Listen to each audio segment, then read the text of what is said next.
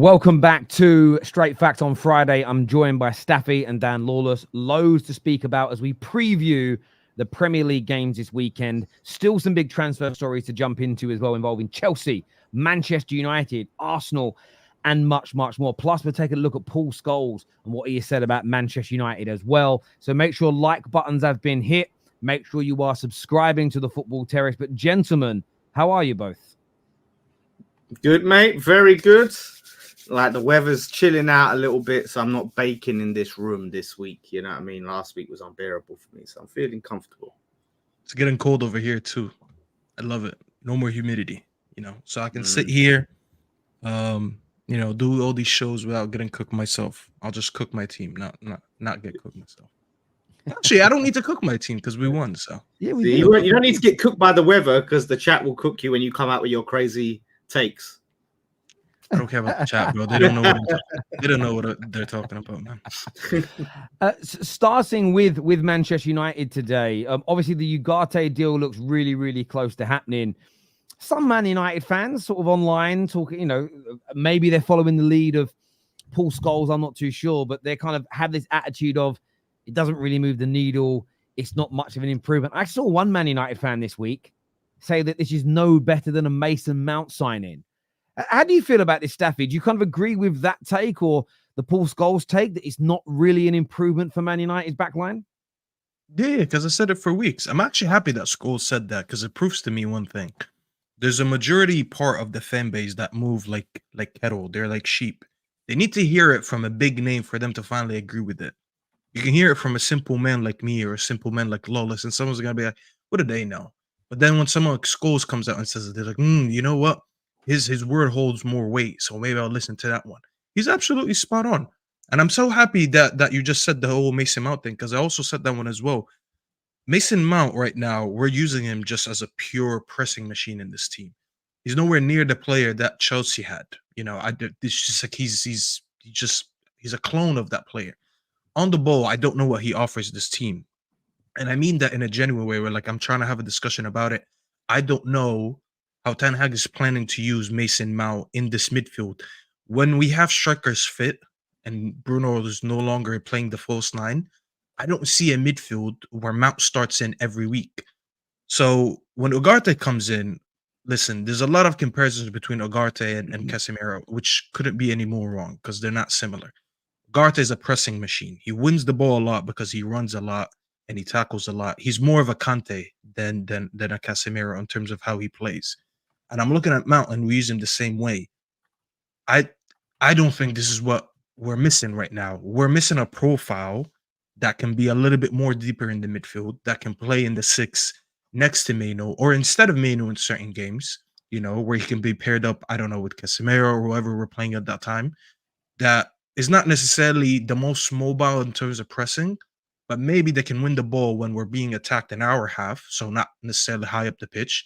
When that press gets beat, who's going to be behind the ball? And someone who's decent on the build-up, these are all things that Ugarte does not have. That's why I have an issue with it. He comes in for the amount of money that PSG is asking for. I struggle to find this a very good signing. Is it good to have depth? Yeah, of course. If this was like a 20, 30, even like, I don't know, I'll go as far as 40 million signing, I'll be like, it's not that bad. But more than that, I just struggle to like this signing. I really don't. I don't think it moves the needle for us.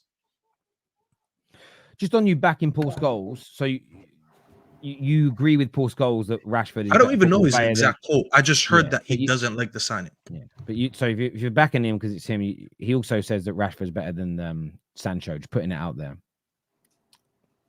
I mean, you can argue that is true, but I like Sancho more. I'm winding you up. Yeah, look, I understand where you're coming from, and I would love a Zubimendi. I mean, I'd love a Paul Scholes. I'd love a modern day Paul Scholes. I do get that train of thought. What is your take on it? It looks like it's going to happen fairly imminently, Lawless, that it's going to happen with a loan with an obligation to buy at around £50 million. There are some that are like Staffy that are like, they're not too sure. There are others that are very, very excited. How do you personally see it as an outsider to Man United?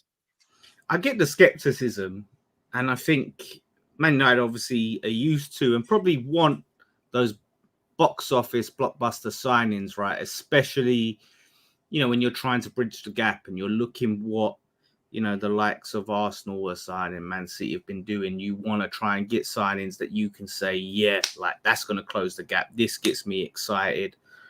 I think it's an upgrade on what you have. It's a loan with an obligation to buy, which means you can likely go and invest that money into other areas in this season, when it comes to strengthening the team. So I guess the deal is good because that's not going to really be factored until next season when you do sign him. So yeah, I think he's a good player. He's a lively player. Like I said, that defensive midfield role, exactly what you want. Pick out a tackle. Like I said, it may not be that exciting sign, but I think it's an upgrade, definitely on Amrabat. So yeah, I can see why you're not jumping for joy doing backflips, but I think it will be a good signing for Man United. Like I said, I think it's sensible. I'm gonna say a sensible signing for Man United rather than an exciting one. I disagree, man, but we'll see. Do you think it's just like going to flop? Like, or do you think that he's just going to be average or whatever? I don't see what our starting midfield is when we sign him. People think he comes in and replaces Casemiro, and I'm not Casemiro's biggest fan.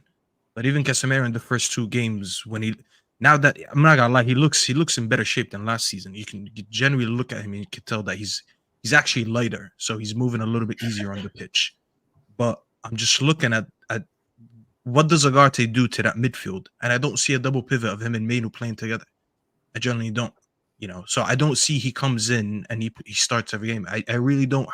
I don't see it. Why don't you see that? You don't see it because they can't work together, or you don't see the manager picking? Because he's not that deep player that we need. As I said, he's a pressing player. So it's like if we had a system that works very well and you're just upgrading from Mount to Ugarte, I'd hear that. I'd be like, you know what, that makes sense because we're not changing the way we play. You're upgrading a player for someone who presses better. Not necessarily presses better because Mount is very good on the press. He has some of the best pressing stats in the league. But Mount's pressing in a number 10 position. Ugarte is sitting 10, 15, 20 yards deeper. Ugarte's not a sitter, is that what I'm trying to say? But why? Again, but when you watch him play, I haven't done it yet. But if we look at the heat maps of Ugarte and the heat maps of Mason Mount, they're not going to look the same, surely. Yeah, okay, I get what you're saying. Again, Mason Mount is coming out of this 11 anyways. So it's going to be, let's be honest, it's going to be Mainu and it's going to be Bruno. Now, who's the third player? If Ugarte is that third player, I don't like it. I don't like that midfield. I don't think it's going to work. I would rather, I'm not even joking. I said I would have rather signed Sanderberg than him because he would be cheaper. And in terms of what he does on the pitch, it's something that we don't have. We don't have a tall physical player that wins the ball in our half when our press gets beat. Ugarte will be good in our press. He will, like when we press as a team, he will be an important factor of it because he's a good presser.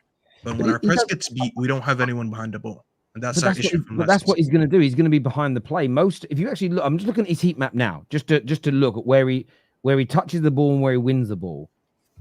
I would say 70% of it is in his own half. So I don't understand what the issue is. I get that he isn't going to have the passing range that Paul Scholes had or Michael Carrick had sitting back deep. But what's the issue with him being the protector of the back line, winning the ball when our press is broken, being that conduit, and then in the attack, receiving the ball and then passing it off to the Brunos and the Cobbies that are better in possession? I don't see why that can't work. Because as I said, I don't think he wins the ball for us when our press gets beat. That's what I'm trying to say. I need someone who's an anchor in that midfield. That's a profile that we didn't address this summer. When you say anchor, you mean someone who's really highly technically gifted on the ball. Why can't he be an anchor and win the ball back low? Why can't he win the ball back low? That's what I'm a bit confused about. So I was always looking this summer. I really wanted a good partner for Mainu, someone who makes up for what Mainu doesn't have. What Mainu doesn't have is a little bit of speed, a little bit of height, and a little bit of ball winning in our midfield. Okay. That's why I wanted someone like Onana as an example, the one that went to Villa. I was about to say that, yeah. He would have been good. I was begging for this guy all season last season. I was like, let's go in the summer and buy him. When we didn't get him, I didn't really see a lot of profiles out there that can give us that. The closest one to it, and that's the only one, as I said, that we were kind of linked with, was Senderberg. And to be honest, he was always going to be a stopgap for this summer, because I feel like next summer, anyways, United probably want to go for like an Adam Morton or someone like that to redo that midfield and spend big. So I'm like, okay, if we're gonna just get someone as a stopgap this summer, I don't want to spend 60 million on Ugarte. That's really what it is. So I don't think it's gonna fix our midfield moving forward. It might. Well, it's a good addition. Where I agree with you, it's not going to fix it. Where I agree with you, and I suppose this is where me and you see it differently. I don't believe our midfield's fixed by signing him, but I believe our midfield is better. Our midfield was never going to be fixed this summer, in my opinion. We have gone a long way towards fixing. I don't think it would have been sensible to fix any one area. In terms of, you could have gone out and spent all of our money legitimately fixing the back line across all positions, but then you don't improve anywhere else. I think it was important to help improve multiple areas, and we've done that. So that's where I agree with you. Any Man United fan that thinks midfield's fixed, sorted forever, great. But I don't think that's a disrespect to Ugarte. I think he's a good addition, but more over time's going to be needed. That is where I 100% agree with you. In other Man United news, it looks like there's real movement now, potentially with Jadon Sancho leaving and going to Juve. What's your personal thoughts on that? Oh, me or Lawless? I'll go to you first, as you're a big Sancho fan. What, that he's going to Juventus? Yeah, I hope it works out. I want us to sell him already. I'm tired of the Sancho news every week. Yeah. It doesn't look like the manager rates him. The manager came out like 19 days ago saying he's thinking of starting him in the season as a striker, and then the first day the season starts and he benches him twice. Actually, benches him once in the Community Shield and then sits him in the stands the game after. I don't want to deal with this no more. Just sell him, get some money, and that's it. You know, let him move on. Let him rejuvenate his career and make some money off him. We'll take that money and reinvest it in something else. It's just like, you can tell at the end of the day. I remember when they came out and they were like, "Oh, we drew lines," whatever that meant. "Oh, we drew lines," instead of saying we apologize to each other or whatever the hell they did when they met each other. We drew a line under it. It's a very English expression for I was about to say. Is that what you guys say? Yeah, when he's not English, so I didn't know what he meant. Like, yeah, what do you mean you drew a line? Yeah, but it's an English expression. I'm not sure if it translates to America, but when you draw a line on, say, me and you have an argument and we resolve it, you would say we've drawn a line. It's like drawing a line in the sand and it's done now. Burying the hatchet. Burying the hatchet, same thing. Okay, that would have made more sense. I just kept hearing drawing a line, and I just pictured a Sharpie and him just drawing a line. No, they didn't. You don't literally. It's metaphorical, bruv. I was about to give you another very East London expression of they wipe their mouths and moved on. That also means burying the hatchet. Yeah, you wipe your mouth and move on. Like, yeah, that's crazy. But anyways, yeah, it is time to move on now that you said that, and it's time to move him on. I don't think there's a world where Sancho's gonna work out United anyways. Even when they said that everything is good now, I just didn't see how he's gonna fit him into the lineup this season and it's gonna work. I wanted it to, but I just didn't really see. It was more of hopium than realism. I'm not gonna lie. So just move him on. Just let him do his thing. Get some money, you know. And let's reinvest that money into the midfield. Into the team, because we're still lacking a lot of positions in this team, anyways. So if we can move him on instead of wasting another season, that would be great. Even if it's on a loan with an obligation, I'll take that. I'll just take anything right now, rather than just having it on the bench again or just have him in the stands again. We wasted too much time, you know. So let's just get rid. Listen, I understand. I do understand that. I'm sad it hasn't worked out, but the talk is of a loan with an obligation to buy at sort of 30-odd million. It's a loss for us on him as a player, but at least it draws a line under this, and more lines. It draws a line under this scenario, and we can move on. He can move on, go to pastures new, and as we say, move on from this situation. He isn't going to play, and I think the club did a sensible thing by. I prefer this approach, and Chelsea fans are going to think I'm digging at them, but I'm keeping my energy the same. I didn't like what we did last time. I didn't like that the manager went public. I didn't like that Sancho went public. I didn't like that we made him eat his lunch out of his fucking car. It was a disgrace. This time round, nope, everyone's good. He's got a chance to play. He was never going to it. In my truest heart of hearts, I never felt he was genuinely going to get an opportunity to play again. I always knew this would kind of happen. But yeah, we get to move on from it. We get some money that's coming in because it's an obligation to buy. You can start to spend that. And my hope is once Ugarte is done, we can take some of this Sancho money because we know it's going to come in and we can reinvest it. Maybe we get that additional midfield player that you mentioned, Staffy, someone that is better on the ball. I don't know who that player is right now because all the players we were linked to earlier. It's pretty late, yeah. It's pretty late, but even again, it may not even be someone who is going to be a superstar for us, but someone that can just come in and raise that technical floor in the sort of short term, like a better, younger, more mobile version of Christian Eriksen as an example. Find someone of that, I'd love that. Or we go out and actually take the Jadon Sancho money and buy Ivan Toney. I know we've already got 2 strikers, but whatever it may be, going out there and doing something, because Sancho's barely going to feature, and I'd prefer us take that money and buy someone who the manager and the club and the system that we're trying to build warrants, and then everybody can kind of move on to pastures new. That's my personal hope. After that is a fouled signing. I don't necessarily blame Sancho. I think that he came into a exceedingly toxic environment.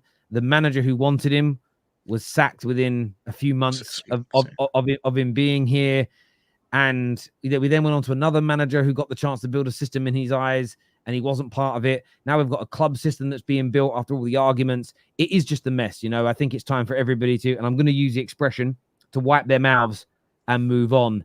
And fingers crossed. And one thing I will say about Sancho is I really do hope that, that he has the best career possible.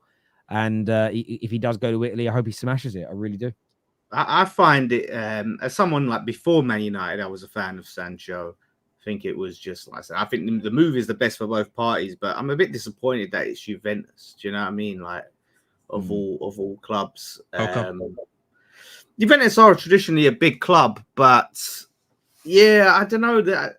I just don't think they're at the level they once were, and I don't know. Like the Italian league, I'm not the biggest fan of. And they haven't really in the Champions League. I know they're trying to fix that, but they haven't been the most successful in the Champions League recently. I would have loved to have seen him either go to like Bayern or back to Dortmund or maybe to Spain, maybe, one of the clubs over there, one of the top clubs in Spain, something like that. Or I know you wouldn't like to have seen this, but maybe try another Premier League club and see if you can get something to click there. Like, I just don't know if this is the most exciting move, really, Juventus, but we'll see. The Italian league fits him, though. If we're just talking solely about him and what benefits him, I think the Italian league is probably the best league for him, or the Spanish league. But the Italian league, because it's much slower, and let's be honest, I always had a concern about how he plays in the Premier League, because there's a lot more physicality that's involved in the Premier. That's why there's a lot of players that not necessarily technical, they're not the most neat, but then they end up having decent careers in the Premier League. Scott McTominay being one of them. Like, he probably can't lace Sancho's boots when it comes to technical ability, but the fact that he can go and score 10 goals a season just shows you how this league is set up. If it goes to the Italian league, listen, I know that the league has dropped off to what it used to be in the 2000s and in the 90s. Juventus are not as big as they were about 5, 6, 7 years ago. But it's a much slower league, and he'll still be playing for one of the better sides in Italy. So I don't think it's necessarily that bad. Is this true? Is this true, Staffy? What Don's saying, that you really thought Sancho was back? Is that true? I mean, when they made up him and Ten Hag, of course I was happy for it. What should I be upset, Don, that one of my favorite players and the manager of my club have made up? Next time I'll be upset. Exactly. Yeah. So if Cole Palmer ever has an issue with Maresca and they make up, I better not see you be happy. I better not see you being happy that Maresca has a good relationship with one of your players. No, but they're on scorched earth at the minute, these guys. I think that it's funny, really, because they wear name tags over there. So I'm not saying Don or Ches specifically, but the amount of Chelsea fans that I remember in my comment section saying that managers and players falling out and talking about it publicly and players training separately is just a road to ruin last season. Now they're like, that's a ruthlessness that gets you back to the top. I do love, depending on who the club is and who the player is, how people's views on that change. And by the way, Don, what can Ches do? Do you hold the phone and he types, or does he hold the phone and you type? Which way round do you do it, my brother? Which way round do you do it? In terms of, we're going to come to previews a little bit later in the show. I want to move on to some other transfer news. There's a comment that came through, and I want to focus on this. This comes from Comedy Star TV, who says, and I quote, I don't know why Terry keeps saying Nico Williams to Arsenal. It isn't happening as he's signed a new deal. Well, the reason that I'm talking about it is the same. I never really quite understand these comments because sometimes I do an opinion piece where I'll give an opinion. Like about 2 weeks ago, I did a video where I sort of said Arsenal should sign Rafinha. And I was very clear about that. But last night, David Ornstein spoke about how he's your main target, but everybody wants him and he could be quite expensive. The reason that I'm talking about it is there is also an additional story today, and I'm going to read this to you from Miguel Delaney, who says Nico Williams is Arsenal's preferred target for a wide player in the last week of the transfer window. He says, however, the current feeling is that he doesn't want to leave Atletico Bilbao this summer, with his preference being to play in Spain. Arsenal could switch strategy if they cannot sign William this window, instead seeking a Leandro Trossard-style purchase. So I am not sitting here. The title doesn't say that the deal's imminent. The title doesn't say that it's close. We're talking about the Nico Williams to Arsenal deal. It's now been credibly reported by David Ornstein and by Miguel Delaney that he is Arsenal's number one target, that they are going to make an attempt to try and sign him in this last week. Now, that attempt may get pushed back by Fabrizio, who will say, no official bid has been made, but they're not going to make an official bid until the player agrees to join. But I trust Miguel Delaney and I trust David Ornstein enough to know that Arsenal are looking to make a move in this last week for him. I agree with you that I don't think it's going to happen, but Arsenal, the news is there. We are here to discuss the news, whether or not we think it's going to happen. What I would say would be really wrong of a YouTube channel would be, do you know what, guys? We're not discussing any stories, any articles ever on the Football Terrace that I, Terry Flewers, don't think will happen or are true. We're not discussing them ever again. That would be crazy, brother. So thank you for the comment, but that's why it's being discussed, because it is genuine trending news here, which has been pushed out by a number of our journalists, and we want to get the panel's take and your take. Can it happen? If it can't, who should they go for? Why have they left it so late? There's so much here for fans to digest. So that is why we're talking about it, my friend. So on that news, Arsenal potentially looking this week to try and sign Nico Williams. Before we ask, well, can they get it done, Lawless? And whether you think they can or can't, why do you believe they've left it so late in the window to make this attempt to sign him? I think it comes down to finances. I think they've been trying to move players on before they make these big signings. Like it's been reported, Eddie Nketiah is close to going for Eddie Nketiah is close to going for 30 million to Forest, which I think is a big boost to their finances if they get that over the line, which will go towards this signing. So I reckon that's probably why they've left it late.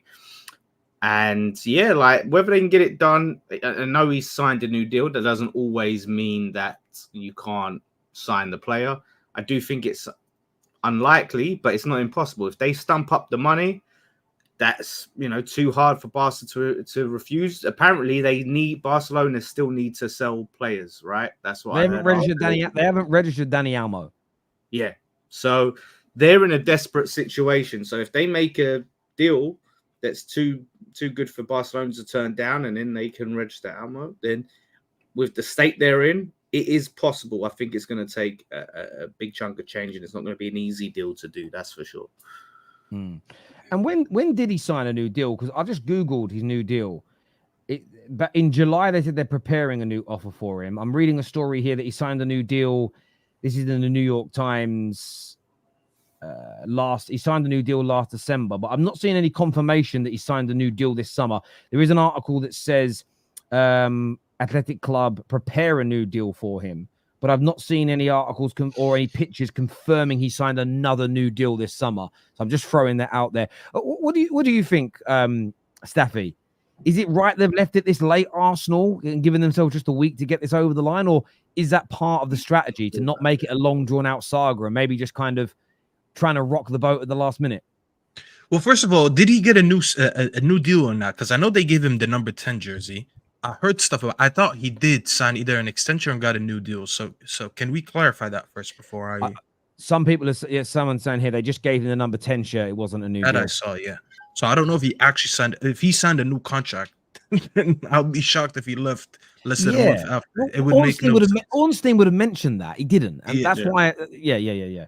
They Right, so probably he's propose a new staying big at contract. Bilbao. He's not moving to Bar. He's staying at his current club. So, but Yes. I thought he wanted to go to. So the Barca thing's not happening. Yeah. But listen, Barcelona, bro. The less I speak about that club, the better, bro. I'm gonna be very honest, because I witnessed that club at their peak, and just what they've become right now is an absolute joke.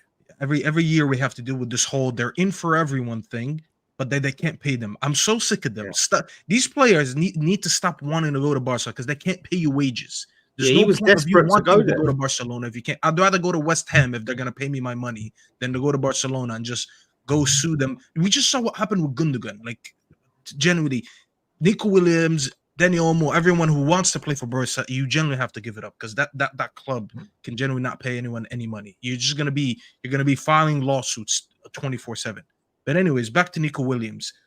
I don't know, as I said, if he got offered a new contract or not. But if he didn't sign a new contract, 100%, I think he should go to Arsenal, and I'll give you why. Actually, let me rephrase what I just said. 100% Arsenal should sign him, and I'll tell you why. I'm happy that this is finally getting addressed because I think it was last week. Did I say it here? I might have said it here. I said, why do we talk about Arsenal needing a striker and we don't talk about them needing a left winger? I'm going to be really honest with you. I feel like Havertz gets more hate than Martinelli, and Martinelli deserves the hate more. I'm going to be very honest with you. Havertz had a better season than Martinelli last season, and no one talks about him. I think it's because they have this love affair with him, because him, Saka, Smith Rowe, when they all came up under Unai Emery, they all look at these kids and they're like, we've had them all come up together. And in English football, I'm not even English, and we all have fetish with these players that come up from our academy. Relax. Don't do that. I'm talking about our academy players, like we do with Mainu, like we do with Rashford. We love our academy players, okay? Martinelli is not necessarily an academy player but I think they signed him at 16 or 17. The point is, he gets more leeway than Havertz, and Havertz has been better than him. And I don't know why it doesn't get talked about. Why does no one talk about, hey, Martinelli has not been good enough. We need to replace him. I understand they have Trossard, but I'm not gonna lie, Trossard is not a starting left winger. I think the way that he plays, because he's not really that physical, Arteta struggles to put him in a team that starts in game and game out. But he will use him occasionally in the starting lineup. He'll use him on the left. He'll use him as a false nine. Hell, he'll even use him in the middle. He's cool with him. But you need a starter in that left wing that is as good as Saka is on the right wing, if not better. And Nico Williams is that. If you have a right-hand side that's dominant with Saka, and then you bring in Nico Williams, who's going to dominate the left-hand side, and then you have the likes of Trossard or whoever coming off the bench, that is a much better team, in my opinion, than all of them saying, let's get an Ivan Toney, let's get this. Yeah, maybe an Ivan Toney would be good in this team, don't get me wrong. But I don't like how Havertz, and I don't even like Havertz like that, but I don't like how Havertz gets a lot of hate and no one speaks about Martinelli. Why does Martinelli get no talk at all? All this guy does is kick and run, never picks up his head. The way that he plays is so one-dimensional that when it doesn't work, all he does is he runs into the byline, the ball rolls out, and there you go. That's a turnover. Why does no one talk about Martinelli? It never makes sense to me. I think they believe that he can, it was a one-season blip. I think they believe he'll come good this season. I can counter that, Lawless. Why can't you say the season before when he did well? Why can't you say that was a blip? Because I used to do that with Rashford. When I used to debate my fan base on why Rashford is good or not, they used to say, but he scored 30 goals in a season, had 40 GA. I was like, well, the one before he had 5. So which one is actually the fluke? Is it the good one or is it the bad one? That's the same thing you can say to Martinelli. I feel like Martinelli has reached a point where I think this Arsenal team has outgrew him. And that's when you raise your floor. Arteta over the last 5 years has done a very good job raising I meant to say it's time to raise the ceiling when it comes to Martinelli. Because Arteta over the past 5 years, he was able to raise the floor of this team. And you can see that the technical floor, physical floor, everything has risen. That's why in the last 2 years, they competed for the league. But when you become stagnant and 2 seasons in a row, you can't win the league and you finish second, then that's where you go for ceiling raises. How do we become much better? And then you go for the positions that you're already okay at and you want to raise it to the next level. And I think going from Martinelli to Nico Williams is going to the next level.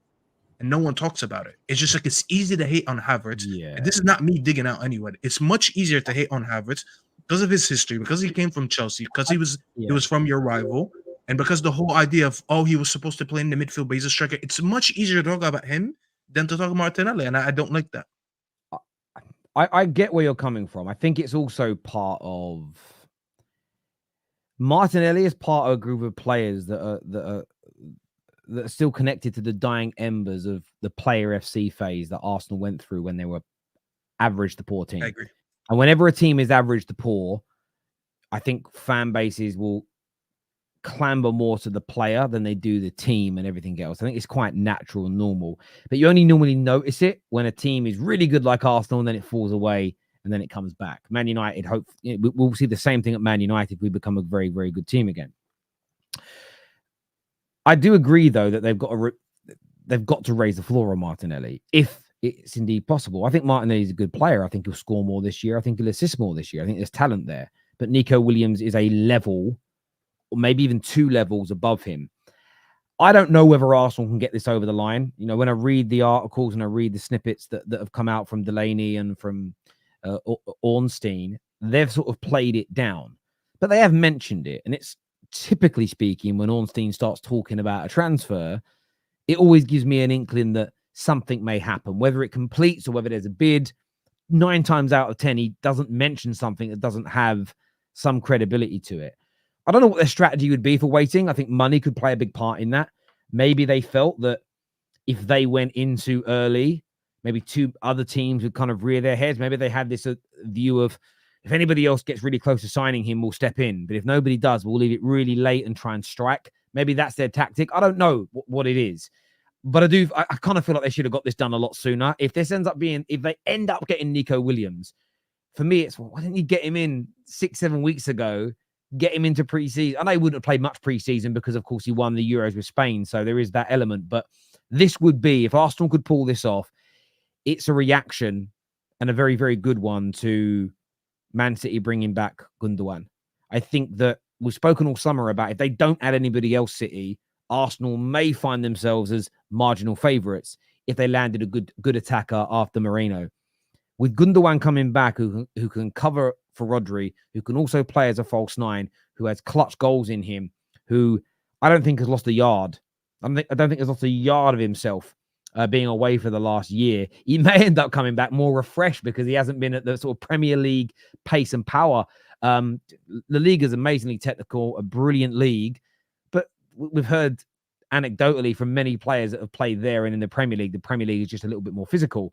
So that might actually help him in that regard. Arsenal have got to react, and I felt that all week, just from an outsider looking in. And if they throw Nico Williams into the mix, along with Moreno, along with Calafiori, it becomes a really interesting debate around who wins the league. And I think for all of us, just as spectators of the Premier League, it makes everything more exciting. It puts more pressure on Arsenal to win it because suddenly you've added someone of that quality. And I also think Nico Williams, if they were able to pull this off, would be an amazing moment for Arsenal. I think it would mark a step change in them, as they're already a giant club, but it marks a step change in maybe in terms of them going towards being a gargantuan club, a Champions League winning club. Yes, they signed Thierry Henry, but you've got to remember when they signed him. I can't remember the last star they bought. Maybe it was Bergkamp in the 90s, who genuinely was an absolute superstar when he came into the football club. Arsenal fans remind me, I'm not a supporter of a football club. I don't remember all your transfers as deeply as you will. But if they're able to do this, and I'm not sure they can, but if they're able to do this, this would be a very, very seismic deal for them indeed. And yeah, look, the cat would certainly be thrown amongst the pigeons if that was the case. So what a deal that could potentially be. And Matt, obviously, he wants to see that happen. And who are they thrown in? Ozil, yeah, you could throw Ozil in. But Ozil you know and what Sanchez, these were big. They were big signings. They were big names. But do you know why I'm going to say they're different? Real Madrid wanted rid of Ozil, as an example. Barcelona wanted rid of Alexis Sanchez. I'm not saying they weren't good players, but this is Nico Williams, who's wanted by those big clubs. You're getting him instead. This is like you signing Ozil when Real Madrid wanted him. This is like you signing Alexis Sanchez before Barcelona got him. Not they've done 2, 3, 4, 5 years there and they want to move on and they've let a star go. This is, barring Real Madrid, the world and his dog want Nico Williams. The world and his dog want him. If Arsenal were the team to get him, I don't remember the last time Arsenal did that. And that's me being a non-Arsenal fan. Arsenal fans could probably remember. And you've got to get the context right. Don't say Aubameyang either, because Aubameyang wasn't this To be young fair, up and Ozil coming wanted to superstar. stay. You know, he wanted to, Madrid yeah, wanted him to stay. He's the one that wanted to leave. Okay, So okay. Sorry, if I got the, he wanted to leave because I think that was the summer they signed James Rodriguez. I So get that. I get that's that. why he wanted to leave. Yes. But my perspective is, it's not like Real Madrid want him and Arsenal have got him instead. That scenario is different. So, yeah, look, it's going to be an interesting one for me. But viewers, give us your thoughts, give us your feelings in the comment section below. You could throw Declan Rice into that mix. But I feel like there is something beautiful about stopping a player going to Barca or Real Madrid. Because especially if it's an English player, most of our players don't desire to play there. Most international-born players, when they're honest, Barca and Real Madrid are the pinnacle for them. So if you're able to stop somebody going there, and by the way, Gooners, I'm praising your club here. Some of you are like pushing back. It's genuine praise.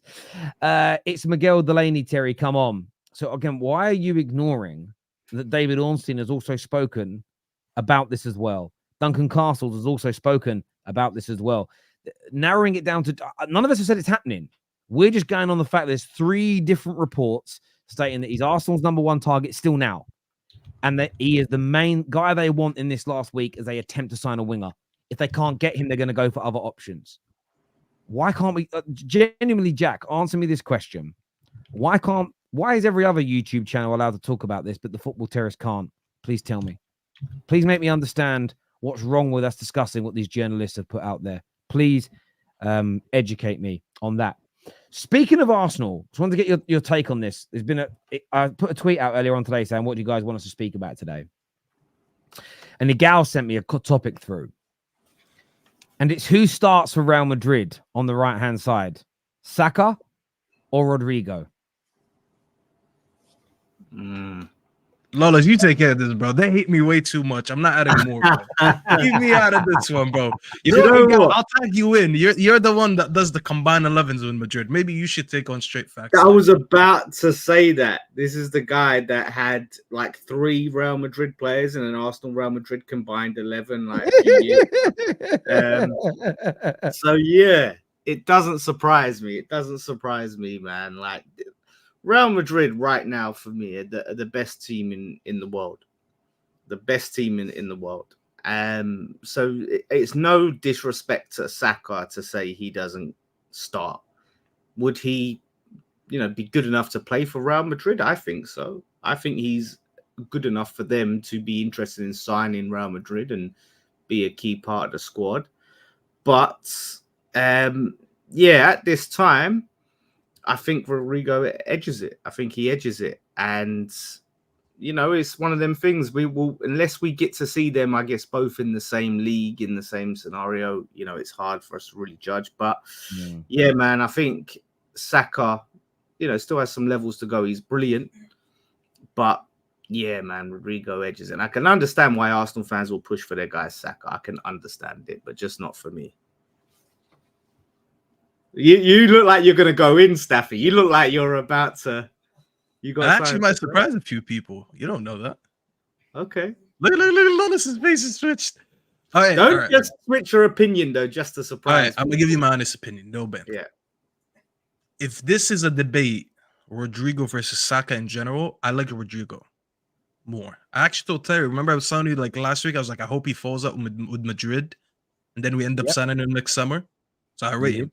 I rate him more than Saka. However, I don't think Rodrygo's a right winger. I think Rodrygo's best play is when he starts on the left. I've had Madrid fans generally tell me that whenever Vinny's out or injured or whatever, Rodrygo cooks on the left. He just plays on the right because they can't remove Vinny from that position.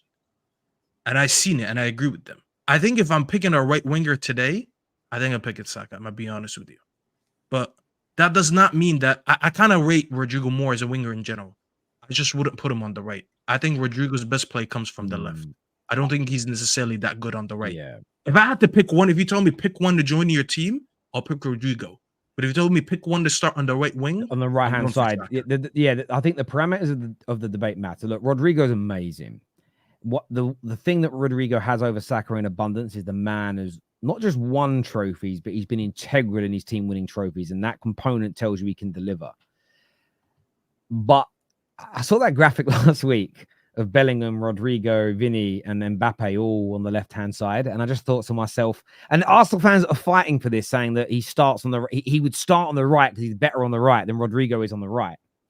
You want to be careful because Real Madrid they might end up needing a right-sided attacker, because if this season goes on where all those players keep naturally drifting to the left because it's where their preference is, it's where they feel most comfortable, they're going to be quite imbalanced. They'll still win trophies because they're Real Madrid. But that you might find the hierarchy at Real Madrid go, do you know what? We love Rodrygo, but we're going to probably have to let him go because Bellingham might put in a word there. You don't know. Maybe. Because that's the one thing I would say. This is one game. I think they're going to figure it out. They've got Ancelotti as their manager. They're the best run club in the world. They're the biggest team, the biggest team in the world, the best team in the world right now. They'll figure it out. But if they don't, and they keep being very heavily on that right-hand side, I mean, Arsenal fans' bus could get called here, because if Real Madrid come on knocking, as good as Arsenal, if Real Madrid come knocking for Saka, that's a hard. Like I remember when Liverpool were linked to him and other clubs, and I remember Ugarte saying, like, Liverpool don't have the facilities, Madrid do. Madrid are the facility, bruv. So yeah, Madrid, it would be one team that always bullies us to take our players.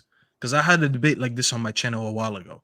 I said, as United, there's no team that ever bullied us of our players except for one team. And it's not every example, but they're the one team you can look at and you're like, yeah, I understand if a United player says, I want to go to Madrid. It depends on the player. I think it depends on the nationality, I think plays a part, because we had massive teams in the 90s try and take Giggs and Scholes and Beckham. And we just said, no to all of them. We let Beckham go in the end because Fergie and Beckham kind of messed up. Ronaldo for me was the first one where it didn't matter what we did, he was destined to wear the all white of Real Madrid. But I think the rest but that's because of where he's from. He's from Portugal. He always wanted to play. No, and I agree, and that's what's hard to do. That's what's hard to do. But who else did we sell there? Like we obviously Van Nistelrooy was our choice as an example. Van Nistelrooy we kicked out. Beckham we kicked out. Gabriel Hines we kicked out. All these players, they generally got kicked out of the team. When Man United, and this is why I'm so desperate for us to get back to the peak of our powers, because when Man United were at our pomp, genuinely, barring that, I was never worried about a player leaving. I was never worried about someone looking good and somebody coming in, because we're Man United, and it was genuinely only Real Madrid that could potentially take a player away. But there we go. But yeah, I think Rodrygo overall is the better player. But I do agree with what you said there, Staffy. If you need a right winger today for your team, I'd probably go with Saka to be on the right-hand side. You may get more consistency there.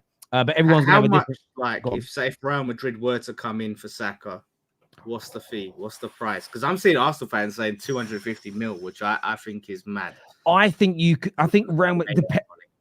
Again, people are going to think I'm sitting on the fence. It depends if Saka's pushing to leave or not. If he's like, I want to go 150 to 180... If Saka is like, I'm very happy to stay, you might be looking at £200 million. Genuinely, you might be looking at £200 million. That's like Ballon d'Or money. That's what we're talking about. Yeah, I was about to say. We're talking about Neymar PSG money here. Yeah, like, is he? I get what you're saying. Like, if he's not pushing to leave, then they don't have to sell. Whatever. Let's have a look at his. What's his valuation actually? In fairness, I'm probably overstating it. To be fair, his current valuation is it's 140 euros. It's about 120 million pounds. So actually, yeah, maybe 150 even if he isn't pushing. So he's worth 118 million pounds according to on the market value.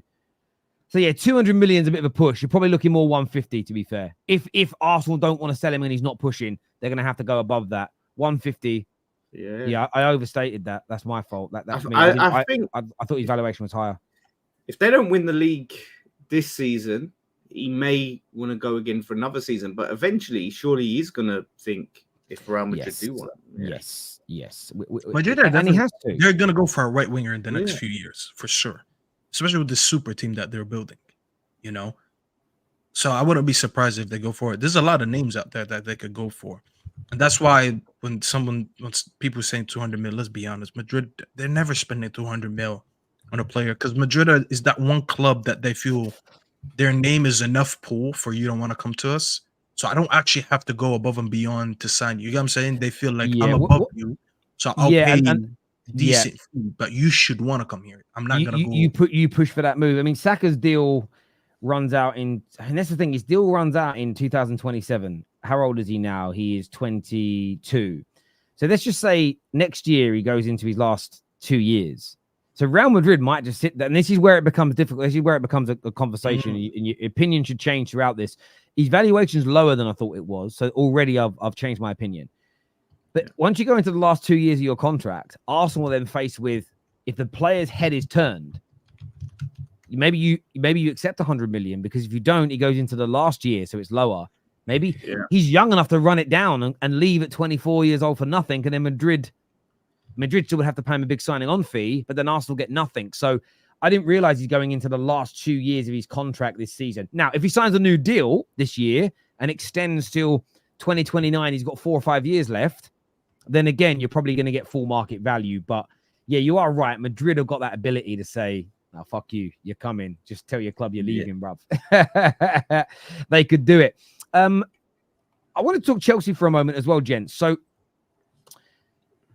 Osimhen to Chelsea, a lot of Chelsea fans calling for that last night. They weren't particularly impressed. I don't know if you boys watched it, with their performance against Serviette,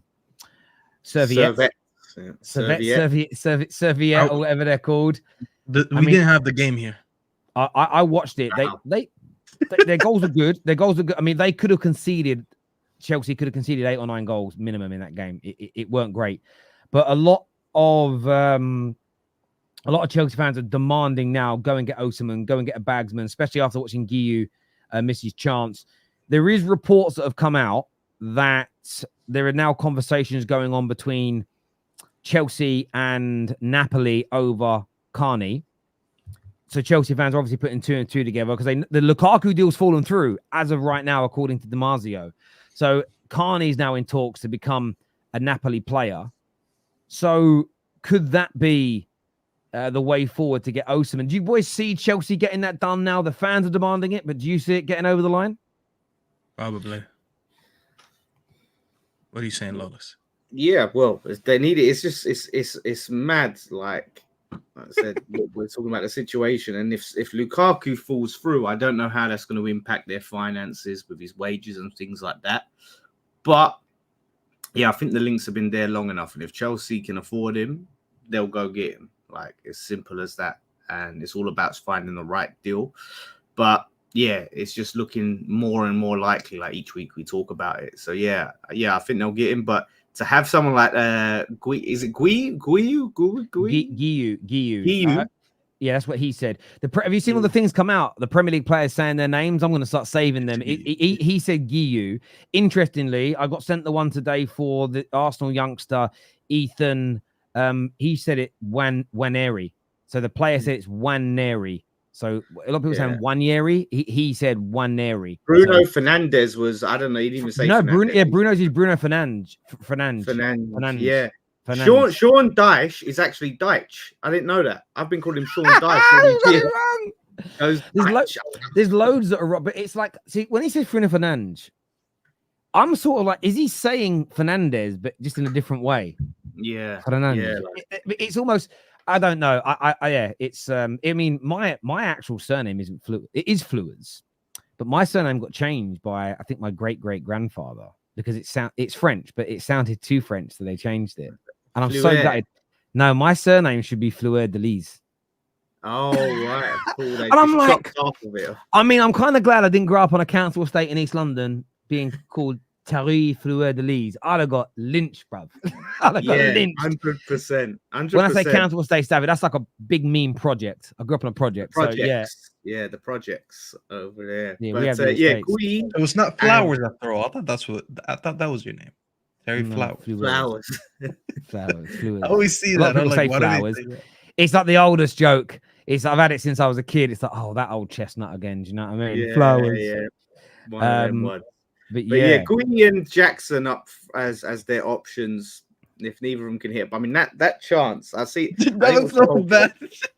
That was horrendous, man. How do you not finish that? It's basically he had an open goal and he didn't put it in the back of the net. So between him and Jackson, they need a striker desperately. Whether Osimhen is going to be that guy, he's going to bag the 15 to 20 for him. We will see, but damn, they need to take a chance because they can't go into the season with these two, man. They just can't. That was horrendous. Like in the Conference League, no, he's not it. Yeah, you know what I would do, Lois, if I'm the negotiator for Chelsea with Osimhen, I'd be sitting in the room with him negotiating. I'd be like, here, this is your level of competition, and I'll show them a video of that chance that Gui missed yesterday. Then I'll show him chances that Nico Jackson missed last season. Like, yeah, look at this. Do you see this tablet? This is your competition. I'm like, damn, I'm a guaranteed starter. Are you giving me my money? Yes. All right, I'm coming through. Yeah. If there's one club that I trust could do this deal, let's be honest, it is Chelsea. They've made more signings than anyone else over the last 3 years. So factually, they've been the most active. They've done this in their history where they make big signings. You know, let's be honest. I'm not gonna lie. They have more pull than most clubs in England, anyways. No matter where they are. You know, so. I wouldn't put it past them to do this deal. I don't think mad, isn't it? Do you think it's just money? Because how have they got more pull than Liverpool? Is it just finances, or are they just there? They've got the right personnel to do the deals. You know, the right director of football, all of that. Like, but you know what it is? Even with their old regime, they were still able to make deals. Like they were always hijackers. They were always pulling up big names. They always do everything. Like as long as I've known Chelsea, they were able to make signings.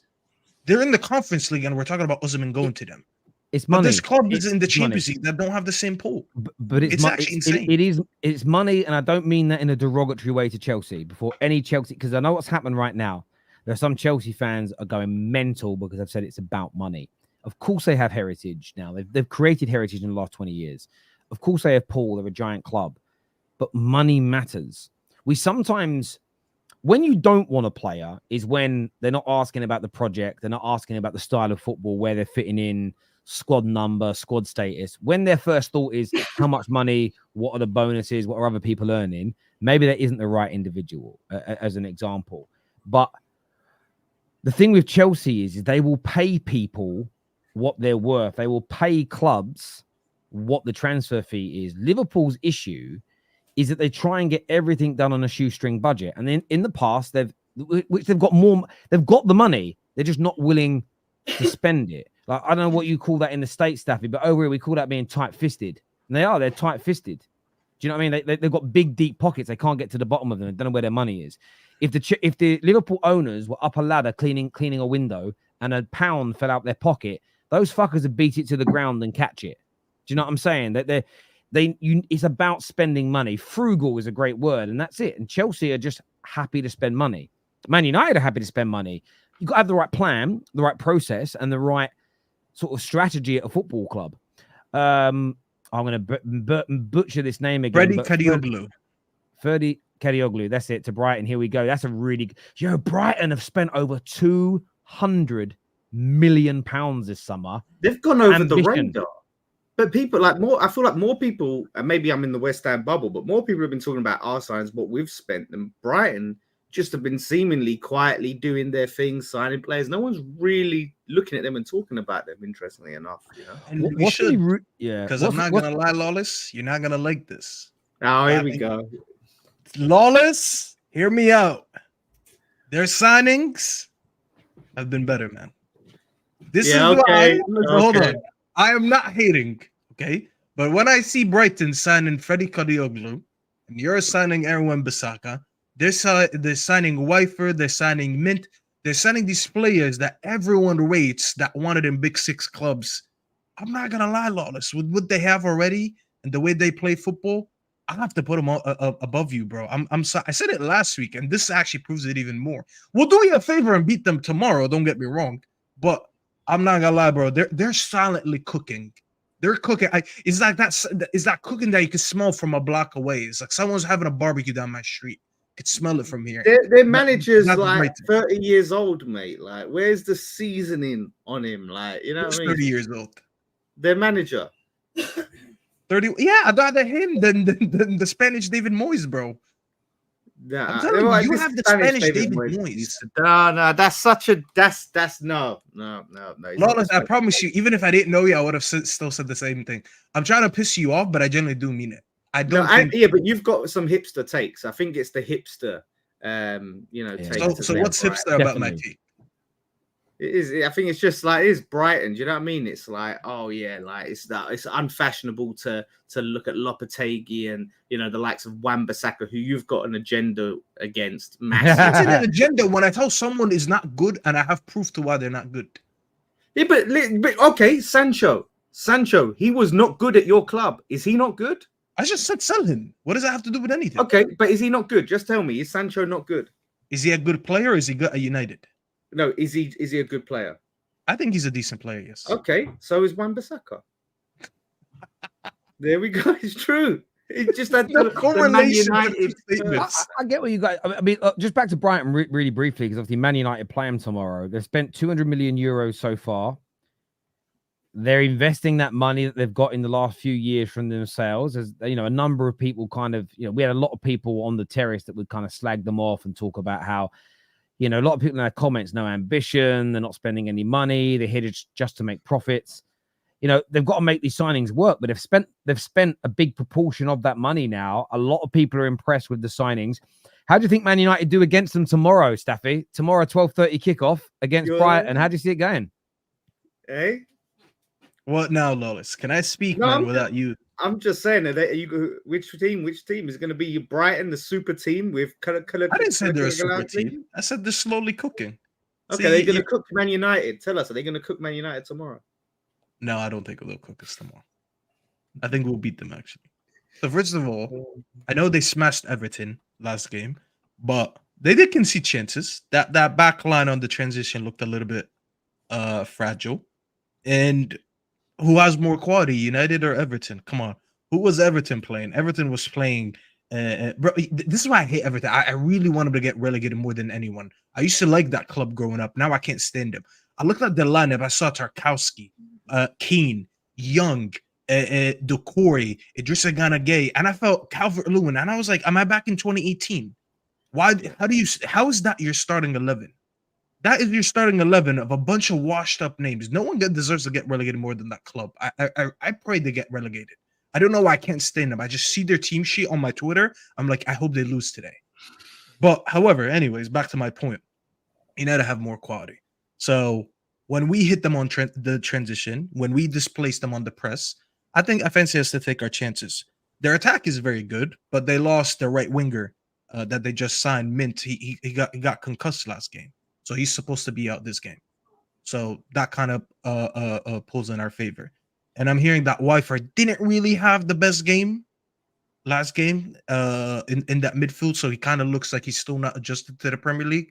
So if we can be a good pressing team, we know they love a build-up. If we could be a good pressing team and win the ball in their final third, I kind of fancy us to take our chances. I'd rather Bruno, Rashford, Ahmad, Garnacho, whoever's on, to take these chances than Calvert-Lewin, Dwight McNeil, Jack Harrison, and whoever else they had on the pitch. Don't even joke with that. I think it's going to be a good game of football, though, but I think we have enough to win. This is not Brighton that used to cook us the last 2 years. I don't think so. You compare Everton to Man United and saying how, it's not Everton, but, I think Brighton will be a bigger challenge than Fulham. Of course. And it's away from home. It is a bigger challenge. I'm going with a 2-1 Man United win. I think Brighton are a very talented team. I think they'll create chances against us. But I think with how we press and how we move forward, we will create opportunities. And I think there's a good feel-good factor at the club. I really, really do. And I wouldn't be surprised if between now and the kickoff, we announce the signing of Ugarte to send another boost through. I'm hopeful that Delit starts, Mazwari starts, which is going to help us. I think Xerxes will start this game now. It looks like he'll start this game, which brings in 3 of our new signings, and I think that raises our overall floor. And then we were pressing monsters against Fulham. No team in the league won the ball in their opponent's final third as much as we You did saw in that the opening graphic I sent weekend. So, yesterday, Terry. yeah, you know, so They had the I'm highest hopeful. line So, between all top 6 teams. yeah, I'm hopeful. Listen, Brighton could beat us. I'm not writing them off. I'm not saying they're crap. I'm not saying it's easy. Nobody twist my words, but I'm predicting my team to win narrowly. I think we'll win, but I think we'll win 2-1, 6 points out of 6. Good start to the season. And then we go on to that Liverpool game, which is going to be absolutely amazing. How do you boys see Chelsea getting on this weekend? They travel to Wolves. What are you saying, Lawless? Because I know you watched some of the game like I did last night. Do you think Wolverhampton Wanderers could be licking their lips at the opportunity of playing this Chelsea team? Yeah, definitely. I mean, obviously they had a very difficult opening game against Arsenal. Some questionable tactics. I don't know what that guy was doing to Jesus's rear end. I don't know what was going on there. Maybe he'll try that out against Chelsea. I don't know, but that was something else. But yeah, like Wait, Lola's gonna tell you something about that. Yeah, Imagine me early in the day, I'm watching that game and I'm tired and I have one eye open, and all I see is seeing a man grab another man's backside. I'm like, what did I wake up to? Yeah, I don't know what the rules are in that, but geez, that's a madness. But yeah, I think Chelsea, past 2 games, obviously the Conference League and even the Man United game, overall I wasn't Man City game, sorry, wasn't impressed. I think Nkunku looks really sharp. He's one of the ones that stands out, obviously Cole Palmer. But overall as a team, and if they haven't got them killers to finish, it is a tough place to go, Wolves. I can't see them winning. I think it would be either a Wolves win or a draw. I think the most they'll get out of this is a draw, honestly. You know, there's a lot going on around Chelsea at the moment. I just seen that they've got issues with, like, obviously they've got 20 players to sell and a short time to sell it, and a lot of players are going to be stuck in limbo. So it's going to be a madness. Complete circus. Listen, man, Pedro Neto against Wolves. Could be one of them ones. Say that again? Could be one of them ones where the player comes back to bite him, you know what I mean, and scores against his old club. They could be in that scenario.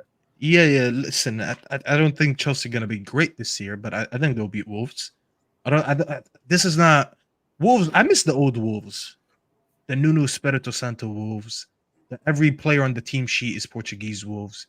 We used to play that team, and I'm like, I feel like I'm playing in the Champions League today. This is not even an English team. Just like everyone on that team is foreign except for, what was his name, the defender? Connor Cody. Was that his name? Yeah, it's Connor Cody. Yeah. That used to be the only English guy I knew on that team. That team is not that good anymore. You know, they sold too much. I don't rate most of their players, I'm not gonna lie. You know, they have Mosquera grabbing backsides and choking out Havertz. I mean, I don't know what sport you're in, bro, but that's not the right place for you. I think Chelsea will get a win. I think they'll control the ball well. Pedro Neto will probably get a goal against his former team. Yeah, it should be a good game to watch. They didn't have their strongest team out last night, but I feel like this is the first real test for Chelsea. I know they played City first game, but it's Man City, best team in the world. Definitely the best team in the league. I didn't feel like that was a genuine acid test for them. This is going to be a really interesting one. Wolves last year away from at home had some really good results. You think back to the Tottenham game as an example. They can score goals. Obviously, they've lost Pedro Neto, which makes it, you know, that kind of evens things a bit. And he's been a thorn in the side of many a team. But if Chelsea concede even 50% of the opportunities, if they make similar mistakes that they did last night, they will lose this game. That genuinely, they will lose the game if they're conceding that abundance of chances, because the Premier League, what really let Servette down last night is it wasn't even their lack of finishing. It was on a few occasions. It was they didn't really have the speed and power to hurt them. They got the ball in good positions and just got caught up really easily. Didn't really have the Wolves. Are not going to have that problem. So I'm really excited about this game. I'm really intrigued to see where Chelsea are at, how they fare up away from home. Again, their first 2 games, by the way, have also been at home, which, again, gives you an advantage when you've got the home crowd behind you. So, yeah, I'm very, very, very... And I do get, Felix, that you're not going to be starting the same team. I did mention that. I literally said that at the beginning of what I said, that you will have a stronger team out there. But that's why I said if you concede half those mistakes. You had Enzo Fernandez against City giving the ball away regularly as well. So you've got to improve on those unforced errors. That's really important. But if I'm making a prediction, I'd go with a Chelsea win. Same score to Man United. I'd go 2-1 Chelsea win in this game if I was making a prediction. But I think it's going to be a really entertaining game where both teams are going to get an abundance of chances. So, yeah, I'm very, very excited about this one. It's going to be great fun on Sunday. Great fun. I actually think Chelsea will put a few goals. Maybe like a 3-1, not just a 2-1. But I do have a request, though. If Chelsea lose, will Dunn feature on next week's Straight Facts? Is that a request I can make? Yeah, you can make that request. Yeah, Lawless, you feel that? Like, I want a punching bag next week. What do you think? Yes. He needs it. He needs it. I want to hear, because obviously after the loss against Man City, he was like loving it. He was like, yeah, I saw so much good things. After the result last night, he was fully flexing that Conference League win. Because like they were struggling. Like in the first half, I was like, well, you're struggling against like Serviette. Like, what's going on? And then he started putting like flame emojis. 2-0. Where are you? Like, I'm like, no way. Bro, that's so shame. You know, we didn't have the game. I had to pay $4.99 apparently to watch the game. I'm not joking with you when I tell you, while the Chelsea game was on, I was watching Notts County versus Grimsby. Is that the team's name? Grimsby, something like that in League Two? I'm not even joking, bro. It was like 3-2 in the first half. I swear to God, I was watching League Two football, Notts County ball, rather than Chelsea. Bro, mate, you need to, like, you know what I mean? Take up, I don't know, tennis or basketball or golf or, like, you know, I don't know, go do something. Go for a walk, man. What are you watching Grimsby? Well, I'm working. I can't go nowhere. So I was like, you know what? While everyone's watching Chelsea, I watch League Two football. It was pretty entertaining. Fair enough. I swear, it was Notts County Grimsby. Fair enough. It's probably better standard of football than Chelsea. It was a good entertaining game. It was 3-2 in the first half. So I was like, I'm not watching that Chelsea game. They're playing a team full of napkins or whatever they're called. Nah, I'm good with that. I'm not watching that. God, Good day, Terry. No, I'm good. Sorry, someone just sent me a message. I always check it just in case it's like breaking news to do a transfer or something. It wasn't. It was like, oh shit. So I was like, oh, what's this? Man City take on Ipswich. I mean, that's gonna if you play FPL, I think that's where you triple captain Haaland, really, don't you? Yeah, what a start for Ipswich. Like, welcome to the Premier League. You know what I mean? They start with Liverpool. And now they go into Man City. Jeez. Haaland's I think gonna have a field day. But I think Ipswich have quietly been making some like solid signings. Do you know what I mean? Like so, but this is a step too far for them. I think Haaland's gonna have a field day, man. Yeah, I think he could get 2 goals and assist. It's not gonna. I don't think it's gonna be one of them 6-0 ones. They'll just like be in cruise control, like they were against Chelsea. Like Chelsea fans that don't think, oh, it's only 2-0. No, they didn't get out of second gear. So I think that'll be a similar situation tomorrow. They played good football last week, though. Ipswich. Yeah, they played good football. Yeah, I think they might be to stay up. Say that again? I think they might be a dark horse to stay up this season. Yeah, if McKenna can get them to finish their chances. What's his name? Omari Hutchinson. By the way, Terry, I don't know if you noticed that, but Ipswich actually had a higher XG than Fulham had against us. But I heard no one talk about that. It was only that we got lucky against Fulham, but no one said anything about Liverpool getting lucky against Ipswich. If Omari Hutchinson could finish just at least one of these chances early on in the game. In fairness, Hassan did come on and he kept the same energy. But I think he had to because he was getting cooked. So even if he didn't want to, I don't think he had any way out because he was getting cooked so much. He really, really was. Yeah, look, it's so hard to judge Ipswich because of their first 2 games. I think they're a team where you're going to have to kind of judge them once they start playing some of the more mid-table and lower teams as opposed to where they've started. Aston Villa versus Arsenal. No points in either of these games last year for the Gunners. A big test for them. Away? It's away at Villa Park. At Villa Park. Listen, Amadou Onana, I want you to come out and prove to the people why I wanted you at United, okay? Because he was good last week against West Ham. And hey, listen, Lawless watched the game. He'll admit we saw a good performance from him. Scored a goal, obviously.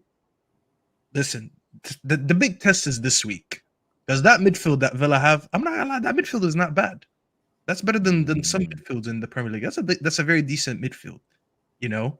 And although Watkins didn't look great last week, but you know he loves to go against Arsenal. His apparently that's his childhood team that he grew up watching.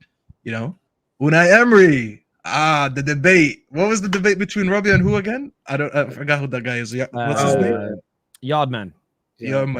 Listen, someone's gonna win the debate this weekend, and I'm not gonna lie, I'm putting my money on Unai again. It's just something about him going back to Arsenal and picking off points.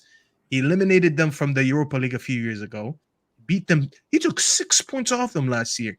If he just gave them 3 points from the 6, just one game, they would have won the league. I don't know, man. I'm really, really excited for that game, but I'm edging Villa on this one. Villa at home, especially. I think they edge this one. It's tough, man. I wish both teams could lose personally. It's not possible. But yeah, it is going to be Wait, the West Ham have a rivalry with Villa too? Because I don't know that. Nah, it's just certain Villa fans. I know a couple of Villa fans that are super deluded and think Emery is basically like the best manager below Pep, and like he can make any player in world class and all this sort of stuff. So I want to see that guy mudded. But okay. Yeah, like I said, I do think it will be hard for Arsenal. I think it could be a draw at best, but it's at Villa Park. It's going to be a tough test. Like they've got, some firepower. Like you said, the midfield, I think they've just got a very well balanced team. So at the moment, as much as I hate to say it. So yeah, it could be a little bit a step too far, especially this early into the season for Arsenal before they really get flying. So yeah, I think it'll probably be a Villa win or a draw. Yeah, I've gone 2-2 in this game. I've gone 2-2. I think it's very hard game for Arsenal. There'll be some skeletons. There's Emery factor early on in the season. Villa looked dangerous in their first game as well. I mean, Arsenal just looked comfortable, but Villa looked dangerous. So I'm going 2-2. I'm going to go for a 2-2, a Desmond 2-2 in this one between those two sides. But they just got to avoid defeat, Arsenal, I think. In this game at Villa, and when they play Man City, they've got to try and win. I know that when you play a team is so key. And when you play this early in the season, I think every point matters. Of course it does. But they've just got to try and, they get a point. They're a point better off than they were last year, if that makes sense. So I think they've got to do that. But it's a hard place to go. If they do nick a win, it's massive. But yeah, I'd go over 2-2. They have a tough run of games, by the way, after this. So this is probably one of, I wouldn't say an easy game, but they're playing Brighton, and then they're playing Spurs, and then they're playing City. You don't want to start that run with a defeat. If anything, you want to start with a win. I mean, I do know we have international break right after the next week, but it's not going to look good if they drop points early on. It's going to actually, I think it's going to be very toxic in the Arsenal fan base if they don't win against Villa. Because most people will sit there and say, see, we told you we need a striker. See, we told you we need this signing or that signing. So a lot of people, I think it's going to cause it's just not going to be pretty if I'm being honest with you. A part of me wants to see that. So let's go Villa. Yeah, Martin, I see Martin in the chat. Martin, it's going to be toxic, bro. You know it. The Arteta inners, the Arteta outers are going to come out. And it's only game week 2. We're going to sit here and recline and we're going to watch it all fold, But it's inevitable, bro. It's inevitable. So let's go Villa. 2-1 Villa, by the way. It's going to be... I'm excited. Again, tomorrow's a really good day. This weekend's really good because you've got none of the big teams per se clashing. It's in the top 6 sides. But loads of United go away to Brighton. I think you've got Spurs versus... Spurs play someone decent as well. Everton. Yeah, Spurs play Everton. No, not decent, but Solanke's out. They should be winning that. So the Chelsea Solanke's out already. Yeah, ankle injury. Someone posted this today. Solanke played 33 games in the league last season. That's how good. That's how fit he was. And then he's already missing his second game with Spurs. On the good news though, Pedro Porro is playing. He's good. So his injuries, nothing happened. He's not too bad. Okay. But now Richarlison against Everton. Oh, yeah. Oh, so he's Threatened. going to miss then. He's going to miss. No, so he played 38 games, somebody said last year. Did he? 38 games. Yeah. Played, Okay, there you again. go. He played every game. Wow. And then gets an injury. Yeah, tomorrow's going to be fun. How about Liverpool versus Brentford at Anfield on Sunday? Oh, yeah. I think a revenge game. I know you're going to lean towards Brentford, Staffy, but you don't know that. You don't know yeah, that. well, all right, you'll be wishing. I know you'll be definitely hoping Brentford win, but yeah, man, I think at Anfield, they weren't. They made a little bit of hard work of it initially against Ipswich, but then they got into their rhythm. Do you know what I mean? And I think this is Slot's first game at Anfield. Yeah, man, I can't look past. I can't look past Liverpool and Brentford. I don't know, man. They ain't seemed to hit their stride from where they peaked, before. And Tony isn't available, right? Not with the team. No. Not with the team. Yeah, so no Tony, no party, no points. It's going to be 3-0 Liverpool. Yeah, I wouldn't be surprised. Unless Brentford have somewhat of a similar first half to the Ipswich one that they had and finish their chances. Because let's be honest, Mbeumo Wissa, the better quality a little bit than what Ipswich have up front, maybe. So if Liverpool concede the same amount of chances and they look as bad as they did in the first half versus Ipswich, then maybe I can entertain the idea of them not winning that game. They need to come out this game and look convincing from minute one. You cannot wait until halftime again. That's going to be very big on Arne Slot. He needs to make that team look the same way it looked in that second half. But I do think Liverpool are just too good, especially at home. They're too good for Brentford. So I wouldn't be surprised if they put like 3 past them, like you said. Like 3-0 sounds like a very realistic prediction. So I think Liverpool win this, unfortunately. Yeah, I'd go. I can't look beyond Liverpool. I can't. I want to. I don't want them to win, but they're just too good. They're too good for Brentford, especially if Tony's not playing as well. I think Liverpool have a decent season this year. I know they've not signed anyone, so I think they'll fall short of winning the league, but I think overall they'll play good football and be very, very dangerous indeed. So yeah, I see them. Do you expect them to start getting busier in the transfer window and actually pull their socks up? They signed a 16-year-old, so I don't know. I mean, I read a report from a fairly credible Liverpool source today that they're going to Bajcetic is going to be allowed to go. Now, I thought he was the next midfield youth star. They're letting him go already. I know he had injury problems last year. I would be genuinely I'd be shocked if they sign nobody. If they sign nobody between now and the end of the window, I'd be really shocked. I would. Yeah. It'd be horrendous. They're still going to be good enough to make top 4, but you're essentially throwing away the opportunity of winning the league. So you're not trying to win the league. It's crazy. Can I ask something? If Liverpool don't finish in the top 4, well, let's be honest, it's a possibility because they missed out a couple of times on top 4 with Klopp. So it's not that bad of a prediction to say that they might not finish top 4 this year. But if they don't, do we give Arne Slot an excuse because he didn't get any signings? Or how do we look at it? Like, how should people view Liverpool's season if they don't finish in the top 4? I think it would be incredibly harsh to judge Arne Slot, like you said, without getting the signs, without really being backed and following Jurgen Klopp, his first season. Depending on how badly, like if they end up 7th, then it's a different story. If they end up like 5th or something. Let's say 5th. Yeah, 5th. Yeah, then in his first season, I don't think you can be too hard on him. Like he's coming in, and that squad I think needs a bit of freshen up. And it's Klopp's squad. It's a great squad, like really good squad. But it needs some of his stamp on it, like some players for him. So yeah, man, I feel like if he gets 5th. You say fair play, build on that. Maybe next season you get some signings. But yeah, FSG, man, I don't know what they're playing at.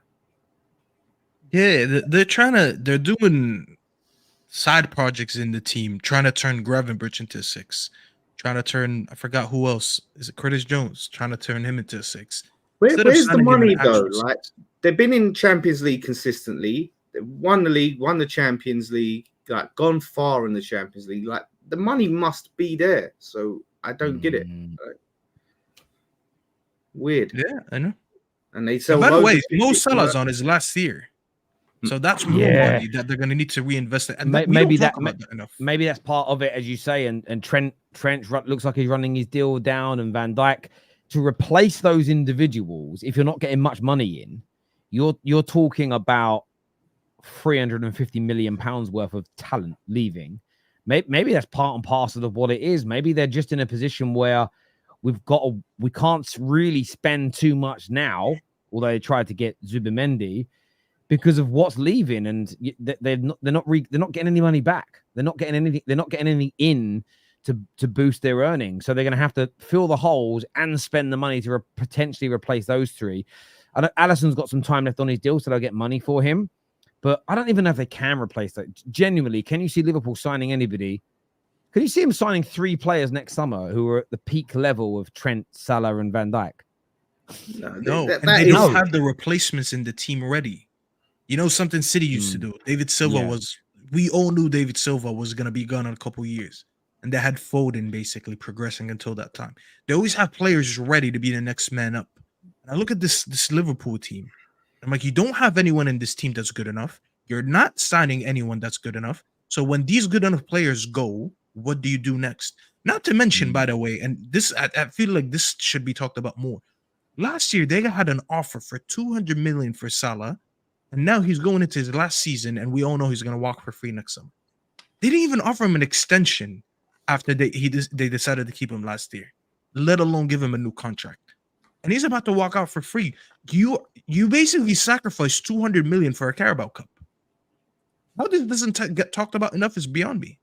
Really, really poorly run club right now. It can't be, understated. And like, they signed that, didn't they get that Michael Edwards in? Was it Edwards they got as their director of football, who was highly rated? I know you were linked with him when they and Newcastle were linked to him, but they got it. But what is that? What is he doing? I know he can only do so much with FSG and what they're willing to give, but the contracts you need to, and that's something Arsenal started to try and address. They was getting players with their contracts running down. That's how they got in the Nketiah situation. Like, right, we don't let players leave for free. Liverpool need to get a hold of that, man. No, listen, I agree. I think that they've a team that was so well run that they've definitely fallen off there. Let's see what happens. Napoli have lodged a €30 million offer for Lukaku. So also at the same time, there's another report that says they're also about to offer around 25 million for McTominay as well. So let's see. If Man United end up getting in 55 to 60 million for McTominay and Sancho, if we don't then go and sign another player, I'd be pissed.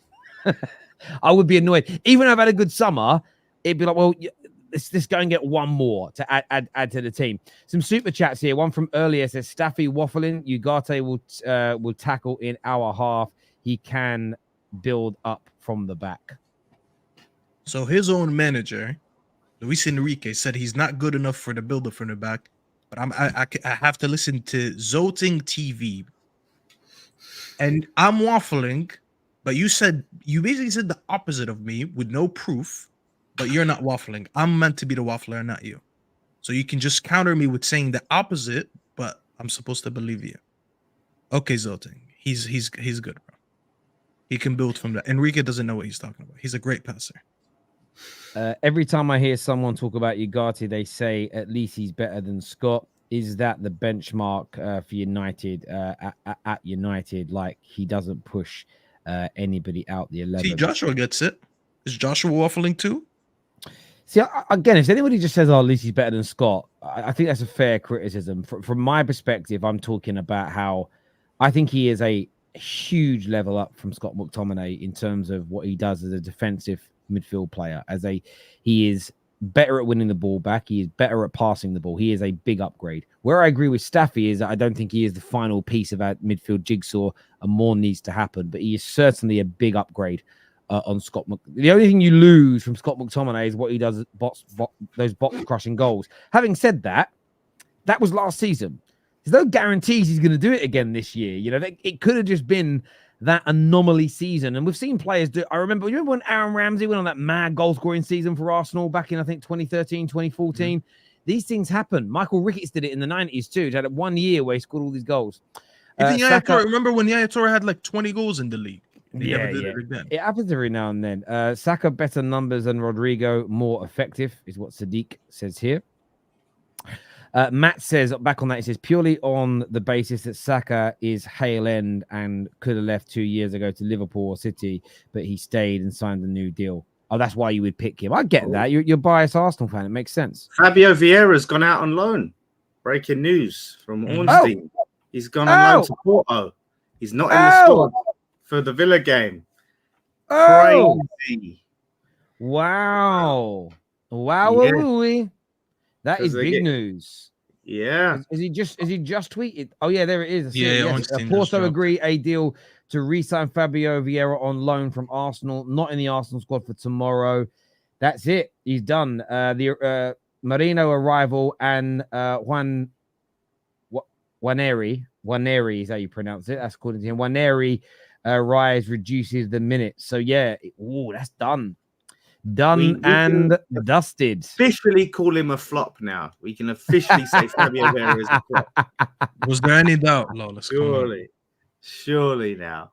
Yeah, man. Is Marino going to be the new Fábio Vieira? That's the question we need to ask now. Hope so. I admire Lawless's hate, man. He's a full-time hater. Yeah, it just hasn't worked out for him, as you say. Hasn't worked out for him, whatever. Also, breaking news, Will Fish has left Manchester United for £1 million, potentially rising to £3 million as he joins Cardiff. So it's 3 million, potentially. If it was £1 million in, happy days. Hey, £1 million of pure profit. We'll take that. Yeah, it is a pure profit. It is pure profit. You cannot argue as I said, with that fact. You're never catching us. You're never catching us. You can't argue with that fact. It's interesting. I mean, see, Fábio Vieira going out, it's a real interesting one because that's happened in the same way as they signed him. It's out of nowhere. Like nobody was expecting it, and then boom, just gone. So I know they're promoting, but maybe they're clearing some more space for some other people. I don't know. Let's see what happens. I do love Saka, but when the call comes from Real Madrid, who in the world of football right now isn't going? But if he was to go, it's all profit. Yeah, this is true. I mean, yeah, it's just right now with the. Do you know what I think also attractive about City? There's not a lot of great European teams right now. And I'm not taking anything away from anyone who's winning Champions League at this particular moment. But it's not like we were blessed in the 90s and the noughties, where at the beginning of every season, the team that you looked at as 8th favourite was still a really good team that could win it. Now, we used to have all 4 English teams in it most years who no one laughed if you said they could win. You had 2 or 3 Italian, always 2 or 3, Spanish teams. So going to Real Madrid now, it doesn't guarantee you Champions Leagues. But it kind of does. If you go there now as a 22-year-old, I would be shocked. If he joined now, I'd be shocked if Saka didn't leave Madrid at, say, 32 in 10 years' time with at least 2 Champions Leagues. Based on the current climate of European football, how is he not winning a couple of them? Do you know what I mean? And at the end of the day, no one looks back to how bad the 70s and 80s, the late 70s and 80s were in terms of European. Like, genuinely, it was really poor level of overall European football, but no one cares if you won 2, 3, 4, 5 trophies in that time. No one gives a damn. That's all people remember. Yeah. Osimhen wants the wages he has now, but we want less. Yeah. Also on Lukaku, Fabrizio has just tweeted and said that negotiations ongoing in London between Chelsea and Napoli to get the deal done. Chelsea asked again for £37 million total package, whilst Napoli won't pay the release clause and insist to negotiate different terms. Lukaku waiting on the green light. So the report that it was off, it was obviously not off. We kind of all knew it wasn't, but there we go. Gentlemen, look, I want to thank the 2 of you for coming on and giving us your thoughts, feelings, opinions today. To all of the viewers, to all of the super chatters, genuinely thank you from the bottom of my heart. We're back tomorrow with more content for you. Big day of football, and we'll be here live afterwards for all of it. Until next time, everybody, take care. Goodbye. God bless. And we'll see you all again very, very soon. Peace.